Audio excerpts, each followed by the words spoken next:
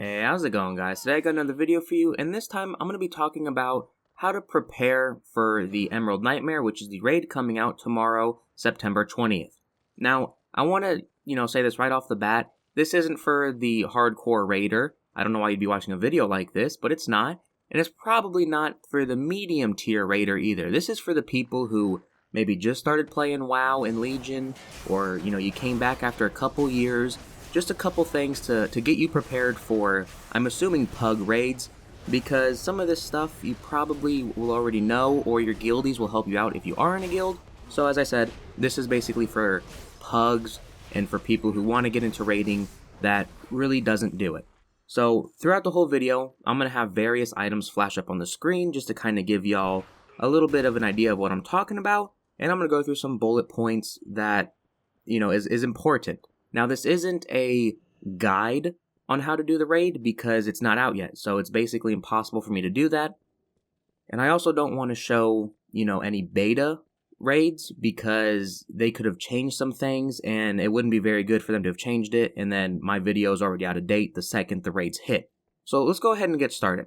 So the first thing you want to look for to acquiring is Augment Ruins, and if you don't know, it is basically a 1 hour buff that gives you 325 in a primary stat, so agility, intellect, strength. Now, there's a couple ways to get this. One, you can either loot them off of LFR bosses, which LFR isn't out yet, not for another 2 weeks or 1 week. The first tier opens, I forget which one, so that way's out for right now, but maybe you're watching this a little bit later down the road. Another one is from the satchels from doing queuing in heroic dungeons. If you don't know, healers and tanks sometimes have these gold little circles next to the tank and the healer symbol, and if you queue up as one of those, you get a satchel because that means there's not enough healers or tanks out there for the heroics. In those satchels, they can contain Augment Ruins. That's another way to get them. Now, what if you're just a DPS and LFR isn't out yet? Well, if you don't know anybody that has them, unfortunately, you're gonna have to buy them off the auction house, and no matter what realm you're on, they're probably going to be pretty expensive, so if you don't have the gold for that, unfortunately, for tomorrow, you probably won't be able to use Augment Ruins, but, it's not the end of the day if you're doing, normal or even heroic. Number 2, you want Flasks. Flasks is a potion that alchemists make, and they also last for 1 hour, and there's a couple of them, but the main ones is a 1300 primary stat buff, which primary stats, again, strength, that was my dog back there, strength, intellect, agility, or if you're a tank, there is a flask that gives you 1950 stamina. Pretty damn good. So, if you don't know anybody that can make them, or you can't make them, again, you're going to have to buy them off the auction house, and they're definitely going to spike up once the raid drops, so try buying them today. If not, again, not the end of the world. Now, for this next one, combat potions, I actually had to go to Wowhead because I had a couple of them, and they don't really tell you much in the description.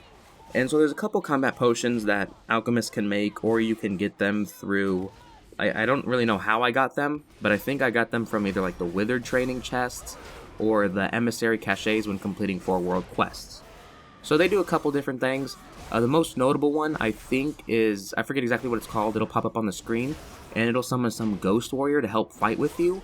But I was looking through the comments on Wowhead, and some people said it was really good, did a lot of damage, like 29-30% of their damage, while other people said it bugged out, didn't hit, and when it did complete shit damage. So, take those at your own risk if you're going to buy them on the auction house. I'll have a couple more pop up that you can see. Other than that, I don't really know much about combat potions because I haven't used any. Alright, so let's stick with the theme of buffs and move on to food. So there are food that you can eat, there is food that you can eat that will give you a well-fed buff. Now this well-fed buff ranges. You can eat feasts, which is, one person puts it down and 20 people can eat off of it, but they don't really give you that much of a buff, unfortunately, which is a little weird because then it kind of makes them not valuable. They give you either 150 in a stat or 200 in a stat, whereas you can eat personal food, and that'll give you between 225, already better than the best feast, all the way up to 375 in a stat. So the cheapest ones for personal is going to be the 225 stat, while the most expensive is going to be 375. So maybe you could probably sit in the middle with the 300 stat food. I'll have like a little bit of a like clip of my cook just to kind of show you what I'm talking about between the low tier and the high tier of the food. And it's kind of important to have because 375 and let's say crit is really good for some classes, or you could go with mastery, all those other things. So if you can get a hold of those, try to. Unfortunately, the only way to get most of the mats for the cooking is through Nami, and we all know he can't cook worth shit. So you're probably going to have to end up buying them off the auction house like I'm going to have to do. Alright, so let's move on to some armor. So first of all, if you have any sockets whatsoever, you want to at least get one Saber's Eye socket, and what this socket does is give you 200 in a stat. Now that's really good, and the reason I say get that one first is because you can only have one of the Saber's Eye equipped it. So you really want one of those at least, and then after that, if you have more slots, even if it's not your best gear, if you're going into the raid with that piece, go ahead and spend the extra gold to get a gem, because it could either increase something, let's say haste. Increase haste by 150 or increased haste by 250, which is pretty good. So go ahead and try to skimp out on those if you can. I would say out of everything I've talked about, the gems might be the most important, though, you know, if they're really expensive and you can't do it, then, you know, I'm sorry for that. Alright, so moving on with armor, you can also get some enchants. Now there's a couple different pieces of armor you can enchant. Try to get all of them if you can, all of your armor enchanted that you can get enchanted. Some of the most interesting ones I think are the necks, because you can get various weird, I guess you could say, enchants. Like sometimes you'll heal a nearby ally, sometimes your crit and haste will be increased, sometimes you can fire like these bolts at people. They're kind of weird, but you know, enchants are probably going to be on the more expensive side out of everything I've said, right next to the gems. And if you don't have a lot of gold, you won't be able to do this. But in pugs, it really does help to be as strong as you can be, just to push the boss just a little bit further. So another thing that you might not really be able to help with if you haven't played very much is having a third relic slot. Now I know that probably seems, you know, like a duh moment, but even if you have the third relic slot open, I know on one of my weapons I have 3 open, but for the life of me I cannot get a blood artifact for my arms spec. So think about trying to make one, or have someone make one for you, which the item level will be 805, at least that's the ones I can make right now. I don't know if you can upgrade them.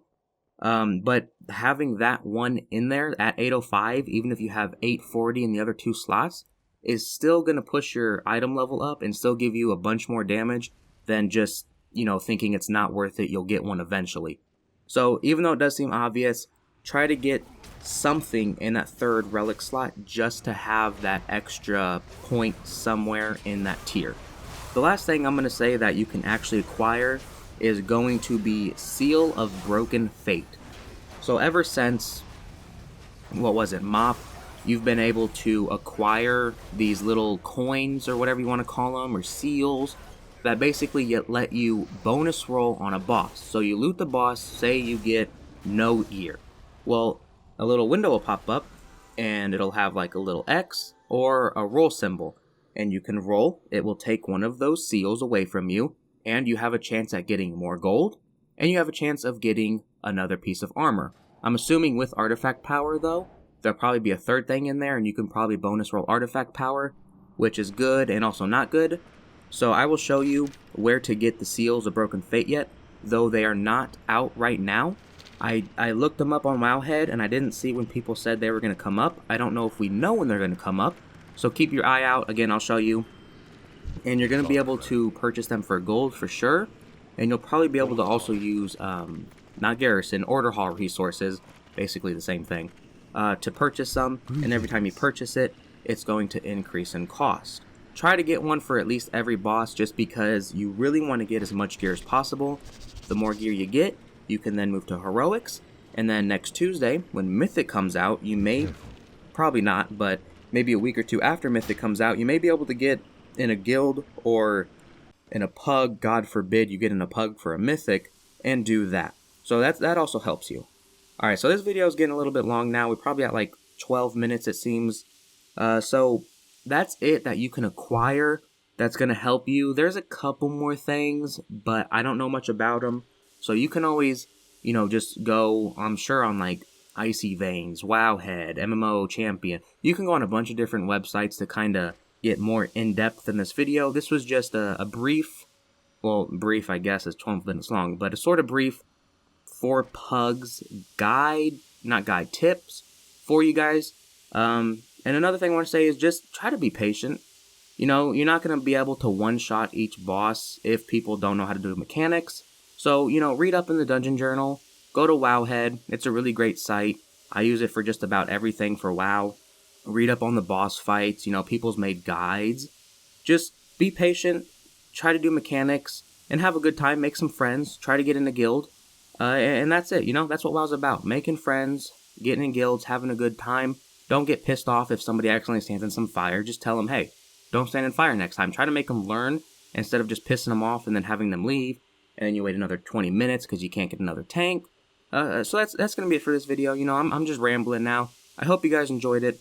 When I can get in a group and we clear out the first raid on normal, I will make a video on it, a guide of how to do each boss for damage dealers for sure, and then a couple pointers for tanks and for healers. I might tank the raids later, but probably not on like Mythic or Heroic, maybe just normal to see how it is. So that's going to be it for this video. I've talked enough. I hope you guys enjoyed it, and I'll see y'all next time. Oh, and a quick side note, you guys probably don't care, but some of you might. My face cam, when I do get my room to myself, because right now my boy and his wife and baby is staying with me, I'll have my face cam up more, and then when I get my PC, that'll also be up. But that's it.